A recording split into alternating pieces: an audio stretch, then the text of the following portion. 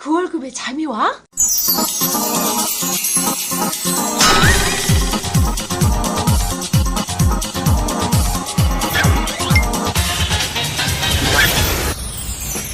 그 월급의 잠이와는 월급이 전부인 2천만 월급쟁이들의 불면증을 해소하는 방송입니다. 안녕하세요. 반갑습니다. 그 월급에도 잠이 오게 하는 방송 지양수민입니다.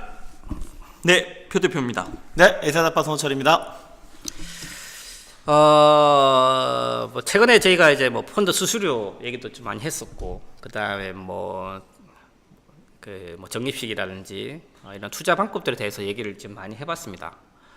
어찌 보면 이 모든 이전에 우리가 얘기했던 것을 하나로 압축할 수 있는 게 뭐가 있을까라는 고민을 한번 해보게 되는데, 어찌 보면 오늘 얘기할 이런 연금저축 계좌가 저희가 이전에 얘기했던 부분들을 좀 함축적으로 하나로 모아놓지 않았나라는 생각 좀 들고요. 어찌 보면 저는 이게 월급쟁이 필수 계좌라고 생각을 합니다. 그래서 이제 예전에도 시즌 1에서도 이제 연금저축 계좌에 대한 필요성을 말씀을 많이 드렸었는데, 최근에 그에 대한 중요성이 조금 더 부각이 되고 있고, 최근에 이제 많은 분들이 이제 바이아우로 관심을 가지기 시작하는 히트 상품이 되고 있는 것 같습니다. 그래서 오늘은 연금저축 계좌에 대해서 낱낱이 한번 파헤쳐 보려고 합니다.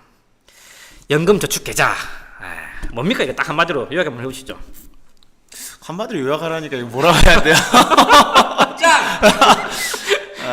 저는 뭐 이 얘기를 드리고 싶어요. 그 연금저축 계좌가 어떻게 보면 이제 불입을 하면 절세 세금 혜택도 주는 상당히 이제 괜찮은 상품이고, 잘 운영을 하게 되면 노후 자금에 아주 적절하게 활용을 할 수가 있는데, 이걸 너무 단기적으로 그냥 연말정산만 하려고 접근했다가는 크고 다칠 수 있는 계좌. 이렇게 좀 정리하고 싶네요. 네네. 네. 자, 그래서 오늘은 이제 세부적으로 하나씩 파헤쳐 볼 건데요. 크게 6가지 좀 장점도 있는 것 같아요. 자, 첫 번째, 뭡니까 이게? 수수료. 수수료 부분을 저희가 얘기를 많이 하고 있는데, 무슨 내용이죠?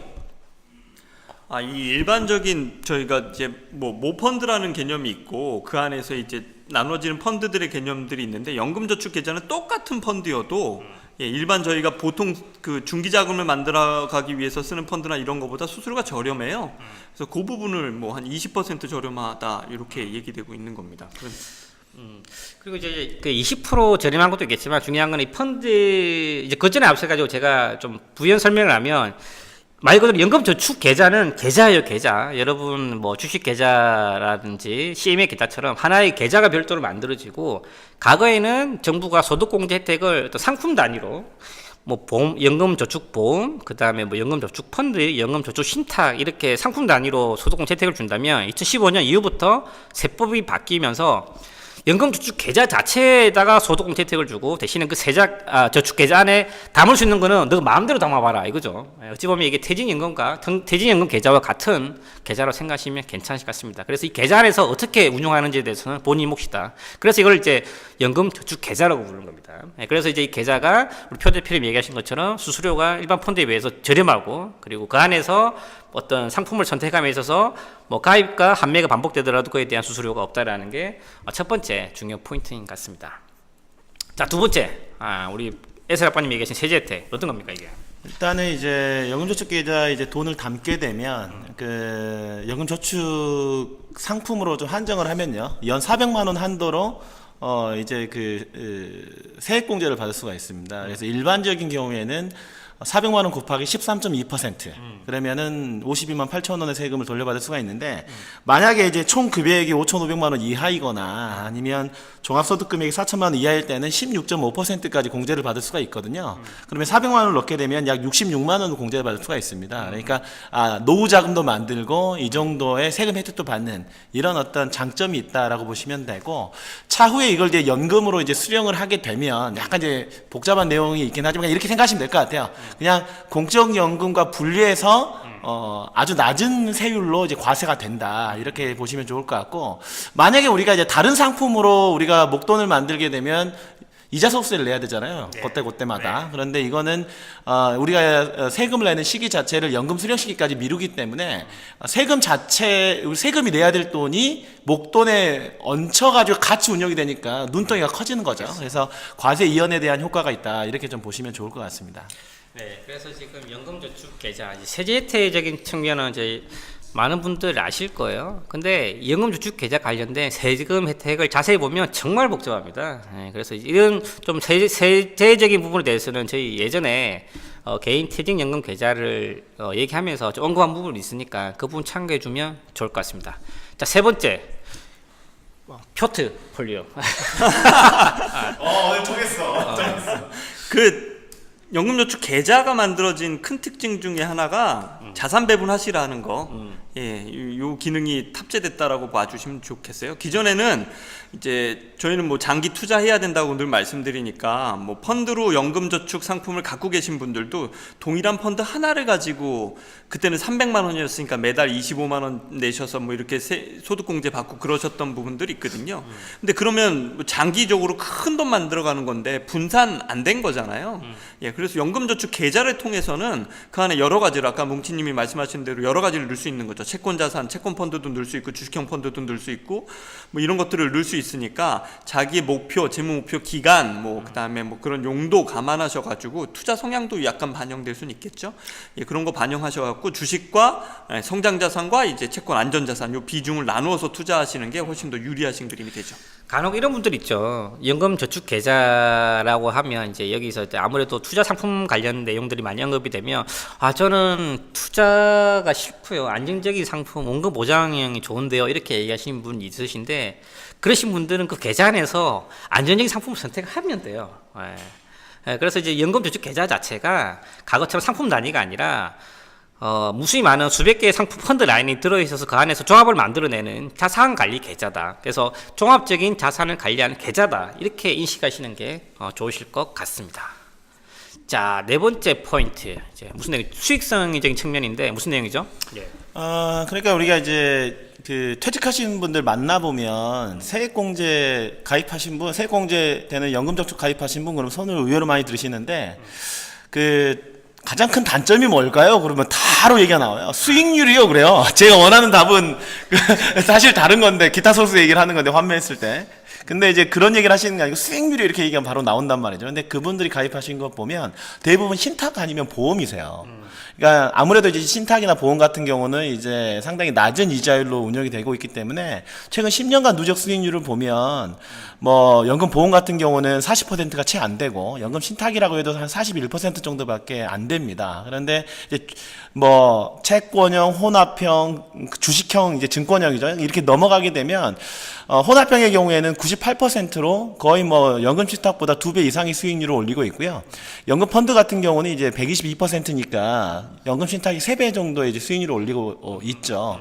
물론 이제 최근에 어떤 주식에 대한 장이 좋았다는 그런 부분도 있겠지만 장기적인 데이터를 검증을 해봤을 때 주식형 자산이 안전자산보다 훨씬 높은 수익률을 올리면서 오히려 장기 투자했을 때는 오히려 더 안전해지는 이런 데이터들이 있지 않겠습니까? 그러니까 투자 기간을 놓고 봤을 때 내 노후까지 운영할 수 있는 기간이 10년 이상 남았다. 이런 분들은 좀 장기적으로 수익률을 올릴 수 있는 상품을 선택하는 것이 바람직하겠죠.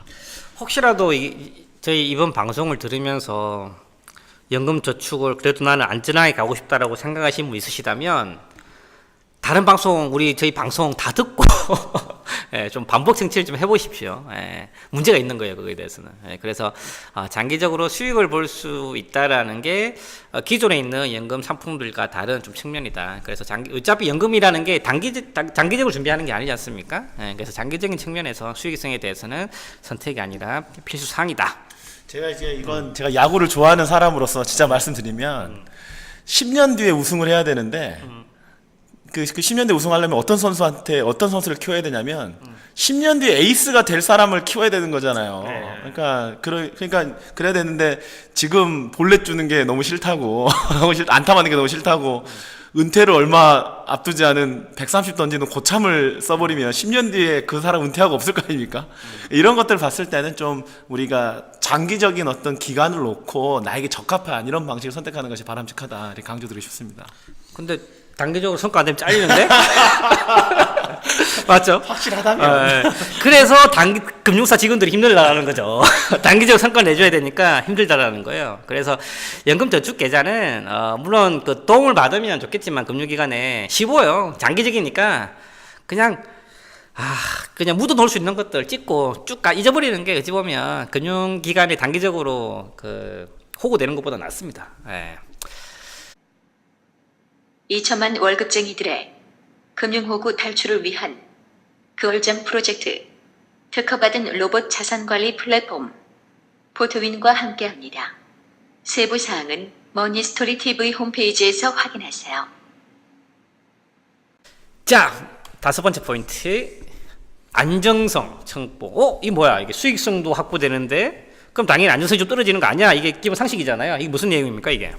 이게 아까 저희가 일반 펀드보다 수수료가 좀 싸다고 얘기했잖아요. 그렇죠. 그러니까 정부가 어떤 요청이 있었겠고 금융기관이 그걸 받아들여서 그렇게 할 텐데, 그러니까 금융기관 입장에서는 장기 고객을 모시는 거예요. 이 상품을 가입한 사람은 10년, 20년 장기 고객. 그럼 장기 고객 당연히 깎아줘야 되는 게 맞죠. 근데 그 수수료 깎아주는 것보다 더 메리트가, 저희가 아무리 입 아프게 얘기해서 장기 투자하라고 그래도 해보신 경험도 없고 앞으로 10년 후가 뭐 어떻게 그림도 잘 안 그려지고 그러신 거잖아요. 근데 주식 투자는요, 장기적으로 그냥 쉽게만 생각해 보세요. 저희가 돈 1,000만 원 지금 사놓고 앞으로 10년간 내에서 연 5% 이상 났었을 때 한번 팔고 나온다, 그런 기회가 한 번도 없을까요?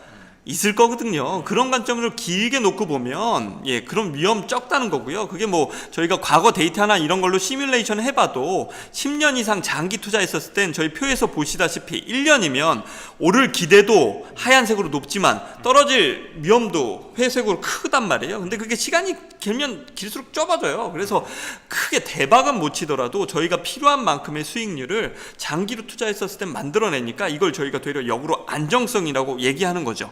근데 재밌는 게 이거거든요. 2016년 말에 이 연금저축계좌에 들어가 있는 돈이 118조예요. 118조. 어마어마한 돈이 들어가 있는데 그 중에 80% 이상이 저희 아까 얘기했던 안전한 자산들이에요. 투자 자산은 10%가 채 안 돼요. 그러니까 근데 그 사람들이 왜 안전한 거 했냐라고 얘기하면 이렇게 얘기하거든요. 은퇴 때 쓸 거니까 안전해야지. 그렇지. 근데 그게 안전한 게 아니었다라는 거죠. 이 안전을 확보하셔야 된다. 이 안정성 확보, 5번에서 얘기한 요걸 확보하셔야 되는 게 더 중요한 얘기라고 좀 말씀드리고 싶어요.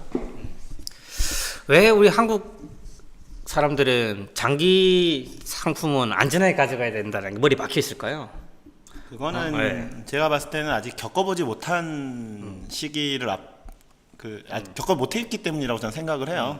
어떻게 보면 지금 이제 퇴직하시는 분들이 개인 연금을 보내서 후회하는 이런 마음들이 생기는 것처럼 이게 이제 10년 지나고 20년 지나고 하게 되면 자연스레 이렇게 해서는 안 되는 거구나. 내가 안전하게 정말 내가 안전하다라고 얘기했던 상품에 투자를 했더니 막상 노후가 안전한 게 아니고 정말 문제가 생기는구나, 이런 것들을 깨닫는 사람들이 나오는 경험치가 쌓이게 되면 이런 걸 조금 역전이 되지 않을까, 이런 생각이 좀 듭니다. 자, 마지막 6번째, 유동성 확보. 오케이, 유동성. 예전에 수익성, 안정성, 유동성, 우리 예전에 방송했던 그 단어네요. 맞죠? 현금화. 현금화 가능하냐라는 거죠.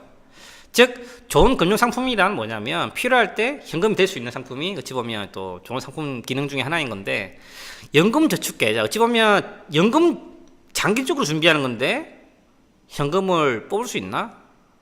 헷갈리겠죠. 이런 부분도 좀 헷갈리는데 이 부분 좀 정리 좀 해주시죠. 네. 그러니까 일반적으로 보면 이제 연금저축이라는 상품 자체를 중간에 인출을 하거나 해약을 하게 되면 이제 기타소득세라는 페널티가 발생을 합니다. 그러니까 이를테면 내가 400만 원 내가 이렇게 불입을 해서 세액공제를 받았다. 그래서 세금을 내가 이제 내가 연말정산한테 돌려받았다. 이렇게 되면 뭔가 메리트를 줬으니까 이제 국가 입장에서는 너 이거 노후자금으로서 이 얘기잖아요. 근데 400만 원을 초과해서 또 돈을 넣을 수가 있어요. 1,800만 원까지는. 그러면 이제 가입자 입장에서 헷갈리는 거죠. 내가 400만 원 초과한, 이를테면 1,800원 다 넣었다. 그러면 1,400만 원은 세액공제를 받지 않은 거잖아요. 그럼 이걸 인출할 때도 페널티를 매기냐? 매길까요? 안 매기가 정상 아닌가? 아니면 정상이죠. 그렇지. 다행히 정상적입니다.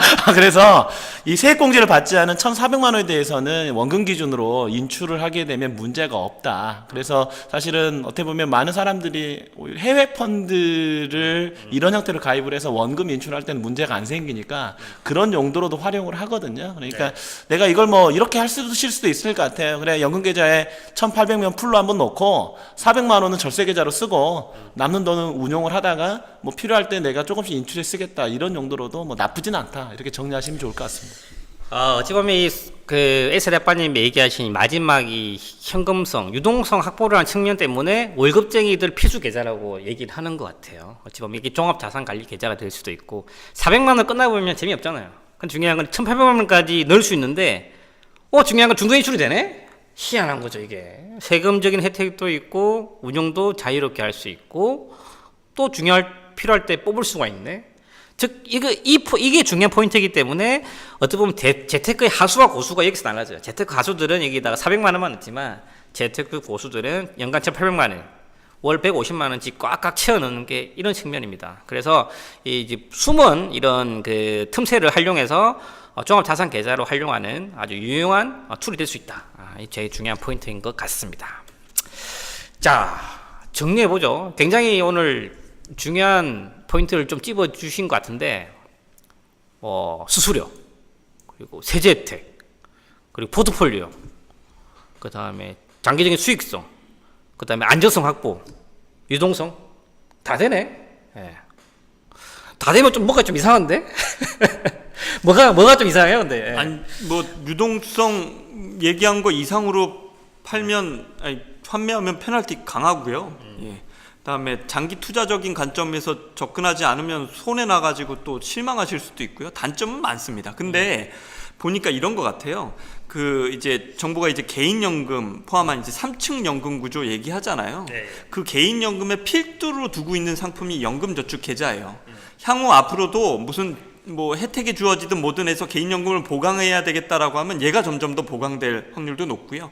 그러니까 한 5년 전, 10년 전보다 얘는 훨씬 더 좋아졌어요, 지금. 그러니까 저희가 그 부분을 강조해서 말씀드리는 거고요. 저도 직장인들이라면 이런 표현 쓰고 싶어요. 연금저축계좌, 평생자산관리계좌.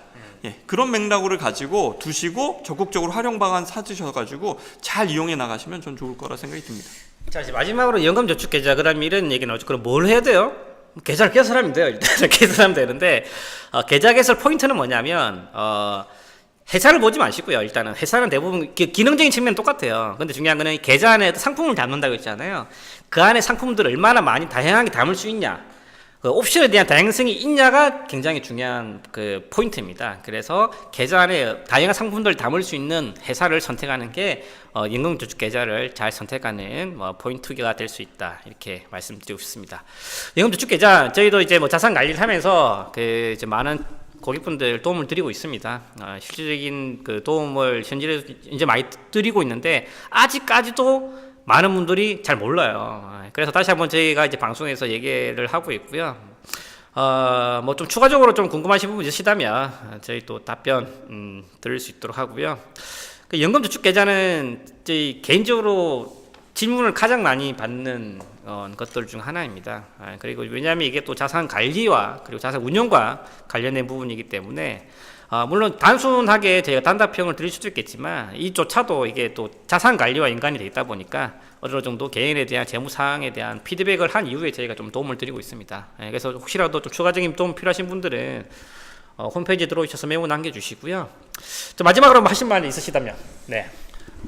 말씀드렸던 대로입니다. 직장인이 편하게 쓸 수 있는 게 연금저축 계좌라고 생각이 들고요. 상품도 여러 가지 가지시는 것보다 이 계좌에 기본 툴 딱 가지고 준비해 나가시면 노후도 대비되고 중도 인출해서 사용하실 수도 있게 적극 활용 부탁드립니다. 저는 이거는 이제 중간에 깨지 않는 게 중요하다.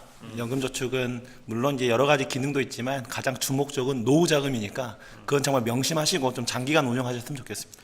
그리고 이렇게 얘기하면 또 그래도 연금저축 보험과 헷갈리시는 분이신데 저희가 연금저축 계좌를 얘기하지 연금저축 보험을 얘기하지 않습니다. 연금저축 보험은 장기적으로 가입하신 분들한테 저희는 상대적으로 메리트가 떨어진다, 이렇게 지금 판단을 하고 있습니다. 자, 오늘은 연금저축계좌에 대해서 얘기해봤고요. 이런 6가지 투자 원칙을 가지고 우리 현명한 노후 준비를 할 수 있는 청취자분 되었으면 좋겠습니다. 이상입니다. 감사합니다. 감사합니다.